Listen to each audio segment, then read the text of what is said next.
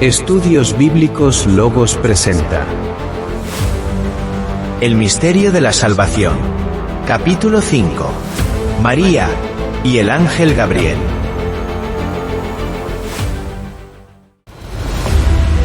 En esta sección, estaremos analizando el anuncio del ángel Gabriel a María sobre el nacimiento del Mesías. Aprenderemos un poco sobre las palabras del ángel en este fascinante encuentro.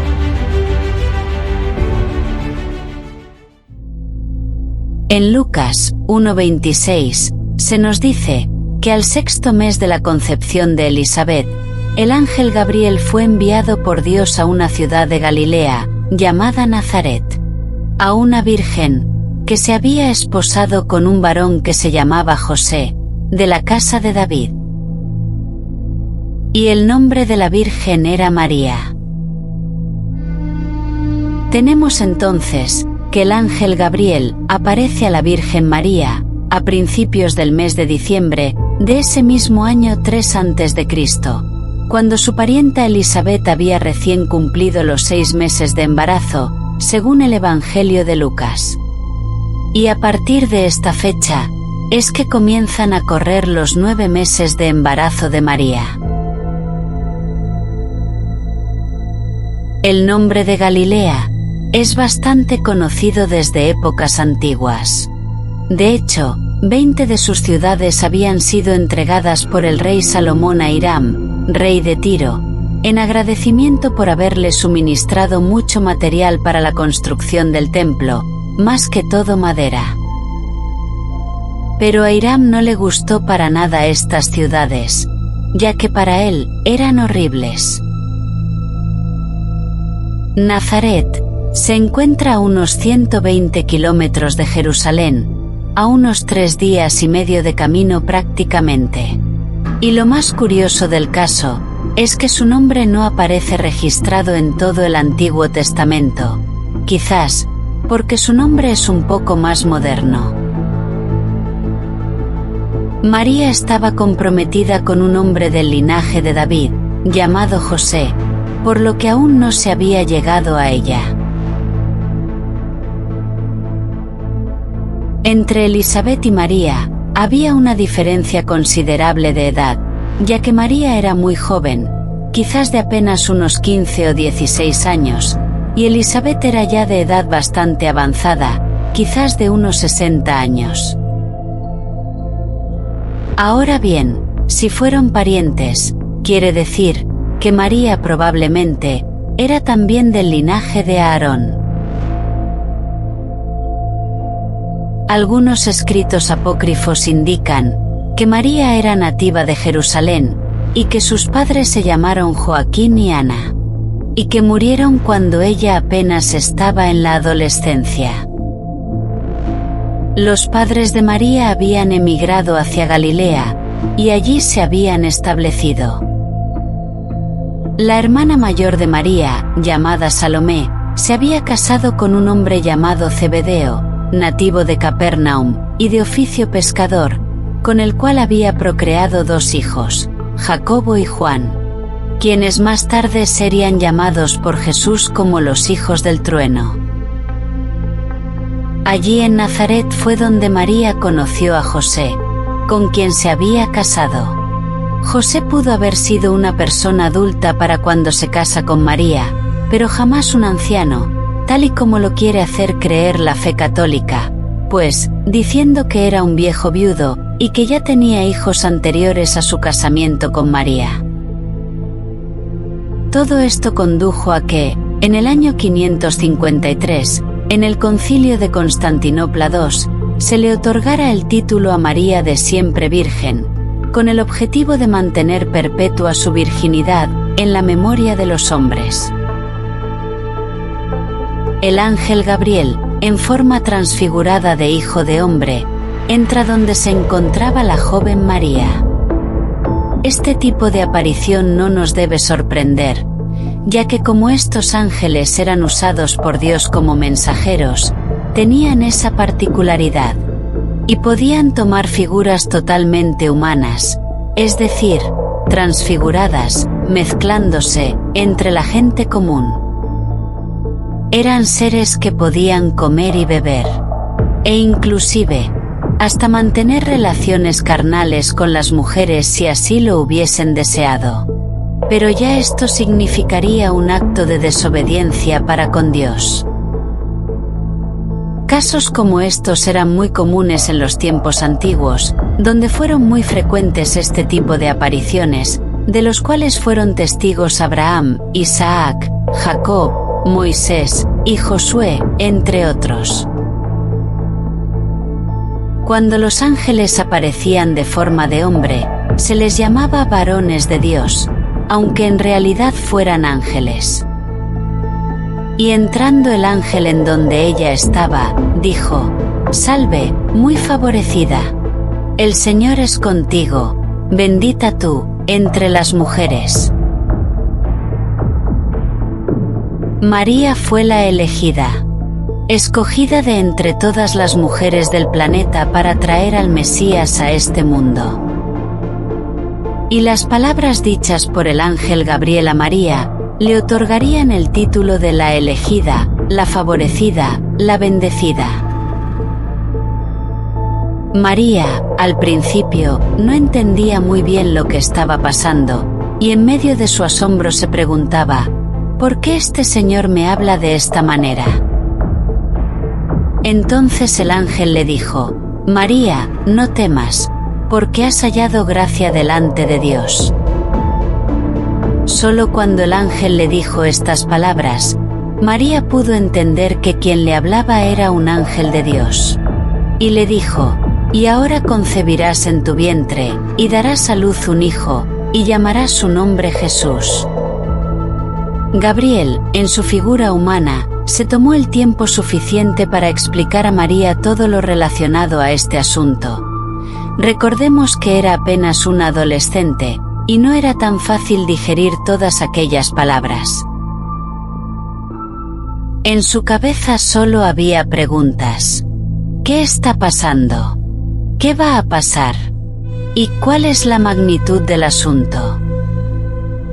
En esa casa se estaba anunciando el nacimiento del Mesías, la simiente de Dios, algo jamás visto en la historia del hombre sobre la tierra.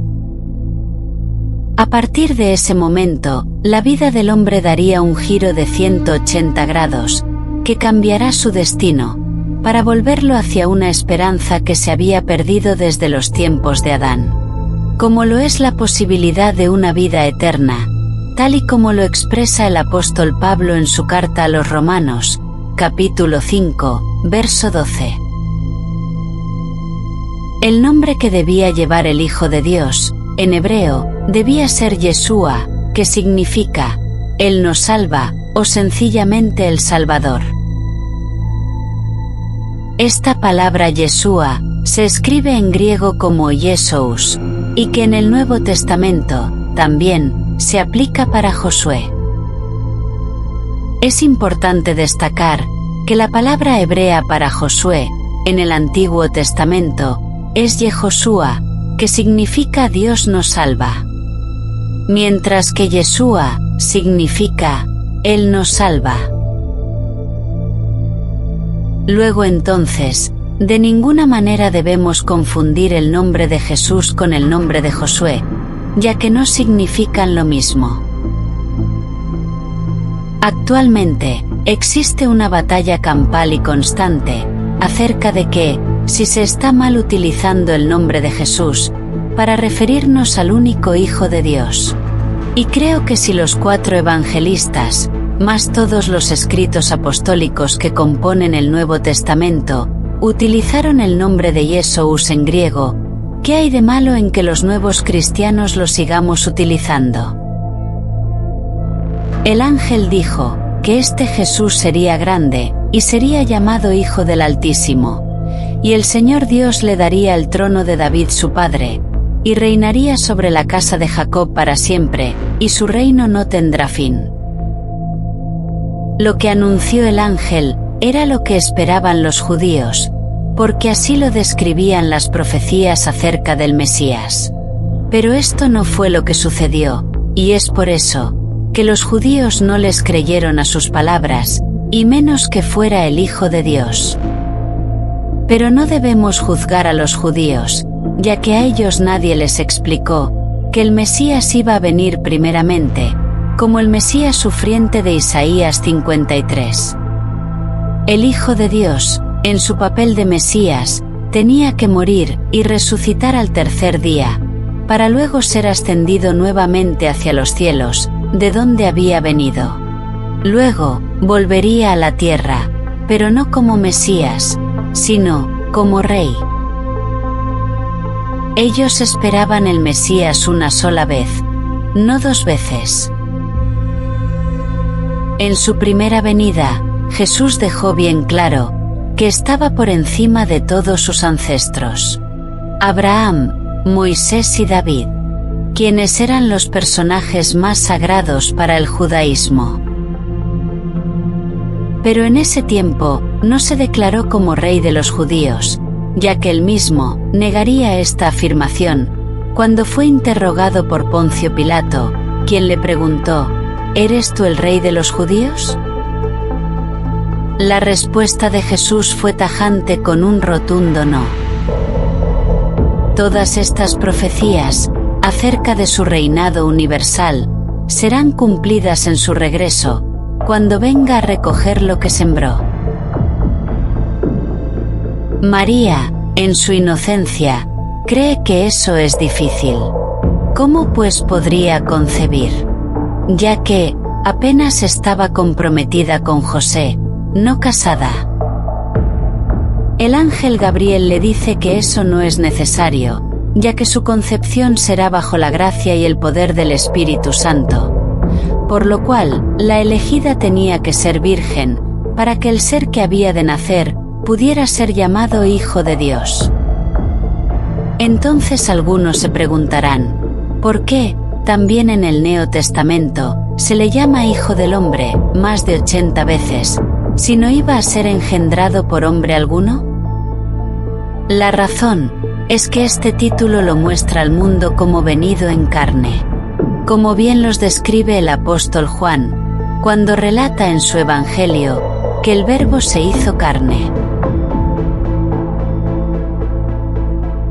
María lo entendió todo a la perfección, ya que ni siquiera hizo más preguntas al respecto. Y si las hizo, jamás las reveló. Como por ejemplo: ¿saldré embarazada de mi Dios? ¿Qué hago con José? ¿Será un niño normal como los otros? ¿Para cuándo será esto? Probablemente, todas esas interrogantes serían aclaradas una vez el Espíritu Santo posara sobre ella. Ya para terminar, el ángel le dice a María: y he aquí tu parienta Elisabet, ella también ha concebido hijo en su vejez, y este es el 6º mes para ella, la que llamaban estéril. En la antigüedad, las mujeres que no podían engendrar, casi siempre eran objetos de burlas. Como le sucedió a Raquel, esposa de Jacob, quien tuvo que soportar las burlas de su hermana Lea. Lo mismo ocurrió con Ana, la madre de Samuel, entre otros casos.